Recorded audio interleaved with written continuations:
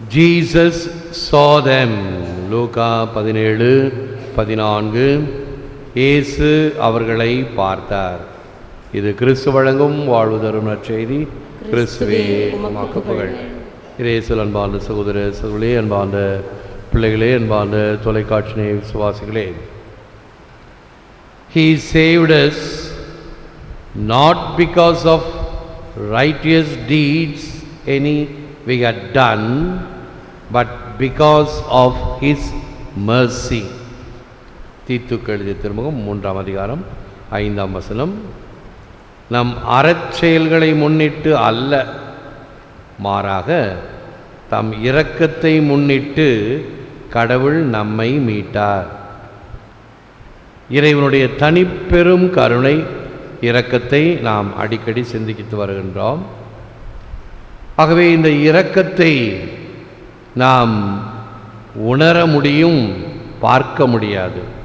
There are things that can only be seen by eyes that have cried.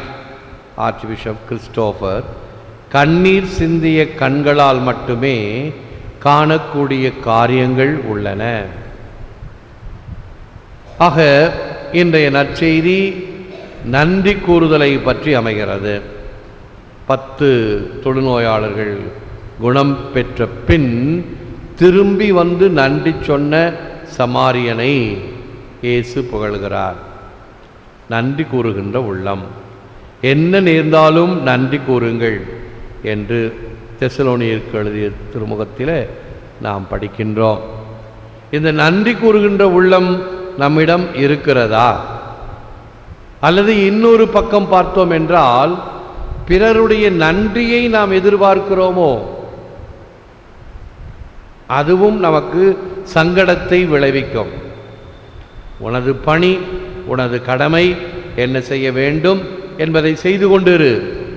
பிறர் என்னை பாராட்ட வேண்டும், புகழ வேண்டும், அங்கீகரிக்க வேண்டும் என்று எதிர்பார்த்தாயானால் துவண்டு போய்விடுவாய், அல்லது வருத்தப்படுவாய், அல்லது இந்த டிப்ரெஷன் என்று சொல்லக்கூடிய வகையிலே பலவிதமான போதைக்கு அடிமையாவாய். நிறைய உதாரணங்கள் உண்டு. என்னை யாரும் அங்கீகரிக்கவில்லையே என்று சொல்லி. நான் இந்த ஈசோப் புலினால் கதைகள் நிறைய உள்ளன. ஒரு லில்லி மலர் பற்றி ஒரு கதை சொல்லியிருப்பேன். அதைவிட சிறந்த கதை இப்பொழுது எனக்கு ஞாபகத்துக்கு வருவது, ஒரு மனிதன் சிங்கத்தை பார்த்து பயந்து கொண்டு ஒரு மரத்தின் மேல் ஏறி உட்கார்ந்து கொள்கிறான். சிங்கம் அந்த மரத்தை சுற்றியே வந்து கொண்டு இருக்கிறது. அந்த பக்கம் மரத்துக்கு மரம் பாய்ந்து வந்த ஒரு சிப்பான்சி குரங்கு. சிப்பான்சி குரங்குனா ஆள் போலவே இருக்கும், பெரிய குரங்கு. சின்ன குரங்கு மனிதனை தள்ள முடியாது. அந்த சிப்பாஞ்சி குரங்கு கிட்ட இவன் போய், ஐயோ என்னை காப்பாற்று, என்னை காப்பாற்றுன்னு சொல்லுவான். உடனே இந்த குரங்கு சொல்லும், சரி உன்னை காப்பாற்றுறேன். அப்போ சிங்கம் கேட்குமா, இந்த மனுஷனை நம்பாத, அவன் எப்பொழுதும் நன்றி கெட்டவனாக தான் இருப்பான், அவனை தள்ளி விட்டுரு அப்படின்னு சொல்லும். குரங்கு சொல்லுது, இல்லை இல்லை, என்கிட்ட அவன் கேட்டு வந்தான், அவனை தள்ளி விட மாட்டேன் அப்படின்னு சொல்லிட்டு. கொஞ்ச நேரத்தில் இவனுக்கு தூக்கம் வருது, தூங்கிடுவான்.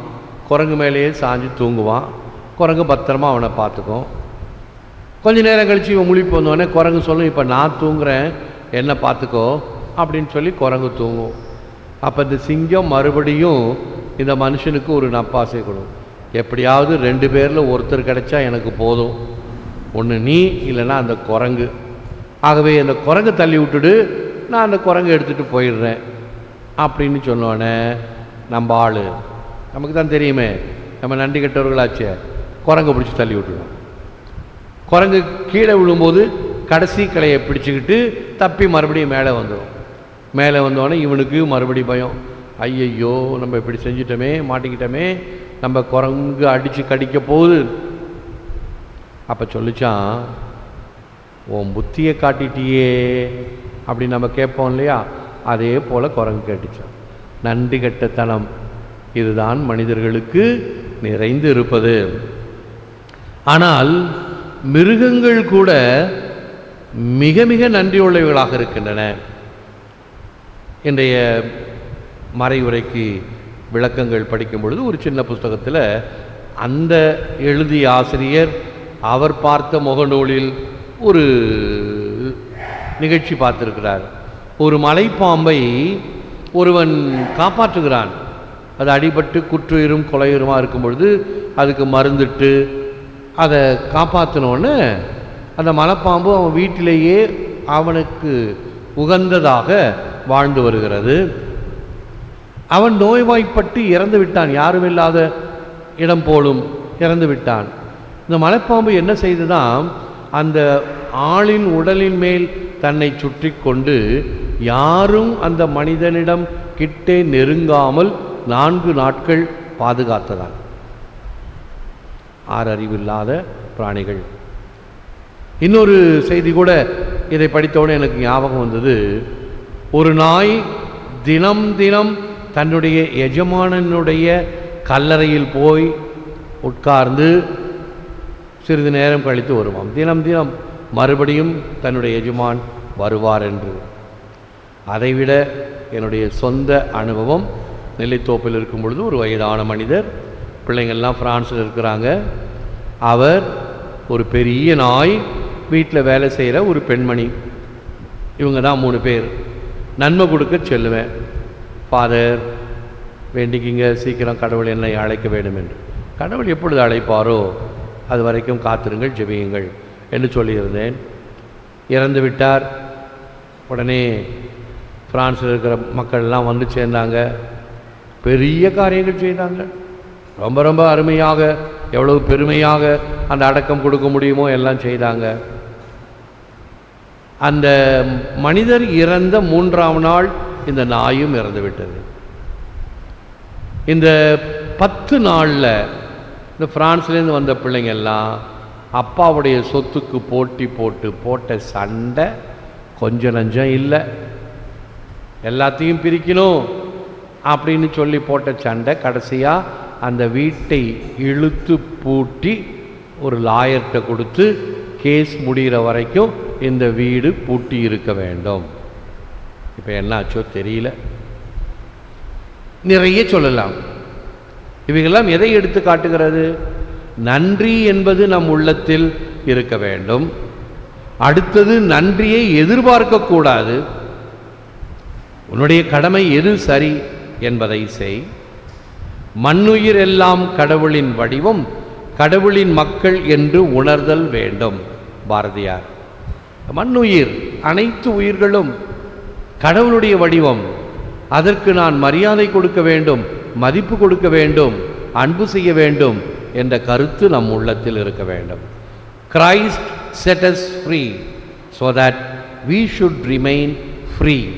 கலாத்தியருக்கு எழுதிய திருமுகம் 5ஆம் அதிகாரம் 1 வசனம். கிறிஸ்து அடிமை நிலையிலிருந்து நம்மை விடுவித்து நமக்கு உரிமை வாழ்வை அளித்துள்ளார். எனவே இந்த பின்னணியில் செபிப்போம், முழந்தால் இருப்போம். Thanks God. Nothing shorter and more efficient can be said than these words for the great gift of our life, that of our family, for the grace of the faith, the Holy Eucharist, and the forgiveness of sins. Saint Augustine. நன்றி கடவுளே, இந்த வார்த்தையை விட மிக சிறியதாகவோ அல்லது மிக வலிமையானதாகவோ இருக்க முடியாது. எங்கள் வாழ்வின் கொடைக்காகவும், குடும்பத்திற்காகவும், விசுவாச அருளுக்காகவும், புனித நற்கருணைக்காகவும், பாவ மன்னிப்புக்காகவும் நன்றி இறைவா, நன்றி. எல்லாம் வல்லவரே, உம்மை போற்றுகிறோம், புகழுகிறோம், நன்றி கூறுகின்றோம், ஆராதிக்கின்றோம். தேவரீதாமே இந்த நற்கருணையிலே எமக்கு ஒவ்வொரு நாளும் திடத்தையும் உற்சாகத்தையும் ஆர்வத்தையும் உந்துதலையும் தருகின்றீர். என்ன நேர்ந்தாலும் நன்றி கூறுங்கள் என்று பவுலடியார் கூறுவதை போல நாங்கள் என்றும் நன்றி உள்ளவர்களாக இருக்கச் செய்திருடும். எவைகளையெல்லாம் நாங்கள் மறக்கக்கூடாதோ அவைகளுக்காக நாங்கள் நன்றி பாராட்டுகிறோம். எமக்கு கிடைத்த பலதரப்பட்ட கொடைகள், அருளாசீர், ஒவ்வொரு நிமிடமும் உம்முடைய தாங்கும் அன்பு, எத்தகைய எதிர்பார்ப்பும் இல்லாமல் நீர் என் மீது பொழிகின்ற அன்பு, இவைகளுக்காக நன்றி கூறுகின்றேன். பிறர் எங்களுக்கு செய்த நன்மைகளை மறவாமல் நன்றியுள்ளவர்களாக இருக்கக்கூடிய வகையில் எம் உள்ளங்களை உயர்த்தி அருளும். அதே சமயத்தில் நாங்கள் செய்கின்ற செயல்களுக்கு எதிர்பார்ப்புடன் இல்லாமல் நன்றியை எதிர்பார்த்து கொண்டோ அல்லது அனுகூலம், ஆதாயம் அல்லது ஏதாவது ஒரு காரியம் நடைபெற வேண்டும் என்பதற்காகவோ அல்லாமல் உமக்காகவே, மிக மகிமைக்காகவே இவைகளை செய்தோம் என்ற மன நிறைவை எங்களுக்கு தாரும். விளம்பரம் மிகுந்த இவ்வுலகில் நீர் அன்றே சொன்னீர், இடக்கை செய்வதை வலக்கை அறியாதிருக்கட்டும், வலக்கை செய்வதை இடக்கை அறியாதிருக்கட்டும் என்று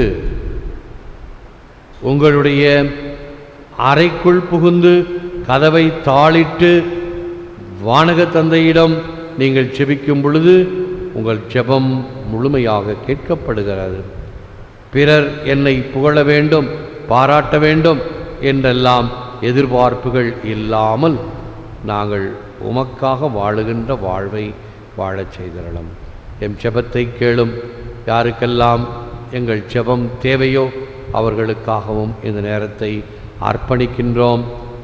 இந்த நற்கருணை ஆராதனையை ஊடகங்களின் வாயிலாக உம்மை பார்த்து ஜெபித்து கொண்டிருக்கிற மக்கள், உம்மை தொட்டு ஜெபிக்கின்ற மக்கள் அனைவரையும் நீர் ஆசீர்வதியும். ஏற்று வரமருளும் இறைவா, காக்கும் கரங்களினால்.